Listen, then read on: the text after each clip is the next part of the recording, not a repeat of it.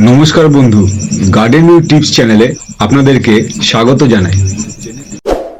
আজকে আমি red ivory আম নিয়ে এমন কিছু তথ্য আপনাদের সামনে তুলে ধরব, যা অনেকেরই এই আম সম্বন্ধে ভুল ধারণাটাই পাল্টে যাবে।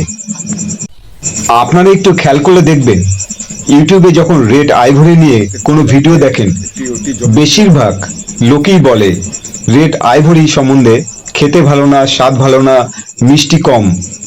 সত্যি কি রেড আইভরি খেতে ভালো না, স্বাদ নেই, মিষ্টি কম? তাদের মুখে একটাই কমন কথা, ছাদ বাগানে করার মতন উপযুক্ত না এই রেড আইভরি। আসলে সত্যিটা কি? তাদের কথা শুনে আপনি গাছটি রোপণ করলেন না, যেহেতু আপনি এই আমটি কখনোই খেয়ে দেখেননি। আমি আমার এক্সপিরিয়েন্স থেকে প্রকৃত সত্যটা আজকে আমি তুলে ধরবো আপনাদের সামনে। আমি যখন এই আমটি রোপণ করি, তখন আমি এই আমটি খেয়েও দেখিনি যে আমটি সত্যি খেতে কেমন ছিল। আসলে আমি এই আমটি রোপণ করেছিলাম আমটির কালার আর সাইজ দেখে। আজকে রেড আইভরি নিয়ে সমস্ত ভুলভ্রান্তি আপনাদের সামনে আমি ক্লিয়ার করব।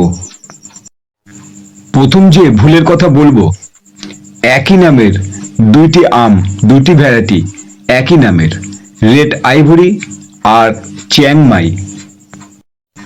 অনেকেই এখনো ভাবেন রেড আইভরি আর চিয়াংমাই আলাদা আমের জাত। আসলে তা কিন্তু নয়, দুটি কিন্তু একই আম। রেড আইভরি আর চিয়াংমাই একই আম, নামের শুধু পার্থক্য। বাংলাদেশে রেড আইভরি নামটা অত প্রচলিত নয়, সেখানে চিয়াংমাই নামে এই আমটি বেশি প্রচলিত। ভারতে চিয়াংমাই নামের পরিবর্তে রেড আইভরি নামে বেশি প্রচলিত।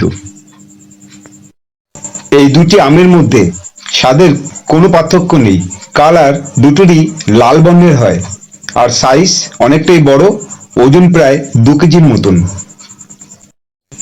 যেমন রেড ব্যানানা, একই আম, দুটো আলাদা নাম দিয়ে বেশি টাকায় সেল করার একটা চেষ্টা। এখন কিন্তু এই বিষয়টা সবাই বুঝতে পেরে গেছে, কিন্তু রেড আইভরি আর চিয়াংমাই নিয়ে যে কনফিউশনটা ছিল, এখনো অনেকের মধ্যে সেটি রয়ে গেছে। তাই আমি আপনাদেরকে সম্পূর্ণভাবে ক্লিয়ার করে বলছি, রেড আইভরি আর চিয়াংমাই একই আম, দুটি আলাদা নামের জাত না, একই আম। রেড আইভরি আম থাইল্যান্ডের একটি অতি জনপ্রিয় আম। রেড আইভরি হাতির দাঁতের মতন, এই শেপটা হচ্ছে হাতির দাঁতের মতন। রেড আইভরি, এটা প্রপার সানলাইট পেলে এই কালারটা পুরো রেডিশ হয়ে যাবে। এই রেড আইভরি আম এবারে আমার আম গাছে প্রথম হয়েছে। রেড আইভরি আম খেতে কেমন, স্বাদ কেমন, মিষ্টি কতটা আছে আমি এখনো খেয়ে দেখিনি। আপনাদেরকে আমি খেয়ে রিভিউ করব। রেড আইভরি আম খেতে কেমন, স্বাদ কতটা, মিষ্টি আছে কি না আমি রিভিউ করব। রেড আইভরি আম এখন কেটে আমি দেখব। রেড আইভরি আমটা কেটে এখন দেখব।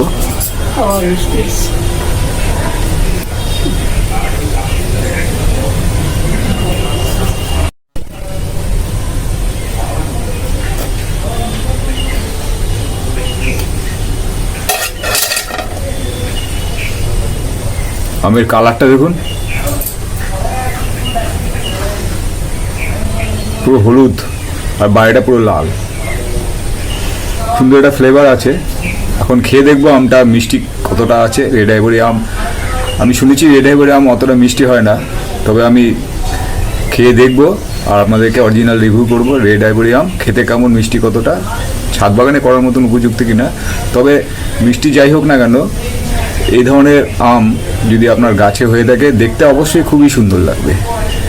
তাই আমি খাওয়ার আগেই বলছি, রেড আইভরি আম আপনারা অবশ্যই একটা আম গাছ লাগাতেই পারেন, কারণ দেখার সৌন্দর্যের ব্যাপার থাকে তো। তবে খেয়ে আমি আপনাদের সামনে বলবো রেড আইভরি আম খেতে কেমন, স্বাদ কতটা, মিষ্টি কতটা আছে আমি আপনাদেরকে খেয়ে বলবো। মিষ্টি কতটা আছে, ফ্লেভারটা আছে, সুন্দর একটা ফ্লেভার আছে। মিষ্টি কেমন আছে আমি আপনাদেরকে খেয়ে বলছি। মিষ্টি আছে, একটু কম, 14 থেকে 15,